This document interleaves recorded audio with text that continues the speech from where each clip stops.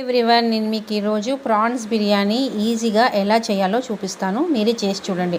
First clean చేసుకున్న ప్రాన్స్లో కొంచెం పసుపు, ఉప్పు, నిమ్మకాయ కూడా పిండేసుకొని దాన్ని స్టవ్ మీద పెట్టుకోండి. వాటర్ అన్నీ ఇంకిపోయేంత వరకు పెట్టేసి ఆ ప్రాన్స్ తీసి పక్కన పెట్టుకోండి.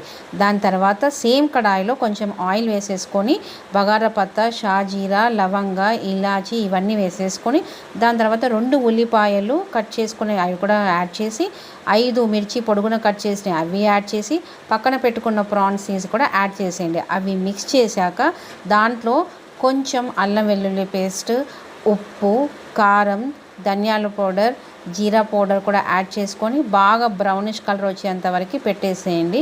దాని తర్వాత కొంచెం గుప్పెడు పుదీనా, కొత్తిమీర ఇవి కూడా యాడ్ చేసుకొని బాగా మిక్స్ చేయండి ఒక 2 నిమిషాల నుంచి. దాని తర్వాత 2 టేబుల్ స్పూన్స్ గడ్డ పెరుగు యాడ్ చేసుకొని అది కూడా మిక్స్ చేసి ఇది తీసి పక్కన పెట్టేసుకోండి. ఇప్పుడు బిర్యానీ కోసం మనము ఇక్కడ నేను దావత్ రైస్ తీసుకున్నానండి. నేను 4 గ్లాసెస్ దావత్ రైస్ తీసుకున్నాను. దానికి 6 గ్లాసెస్ ఆఫ్ వాటర్ యాడ్ చేశాను. దాంట్లో కూడా మసాలా దినుసులు యాడ్ చేసేసి దాంట్లో కొంచెము అల్లం వెల్లుల్లి పేస్ట్ వేసుకొని మళ్ళీ 5 పొడుగున కట్ చేసిన మిర్చి వేసుకొని పుదీనా, కొత్తిమీర కూడా యాడ్ చేసి దాంట్లో కొంచెం సాల్ట్ వేసేసుకొని తర్వాత ఈ నానబెట్టుకున్న బాస్మతి రైస్ ఒక హాఫ్ అన్ అవర్ నానబెట్టుకోండి.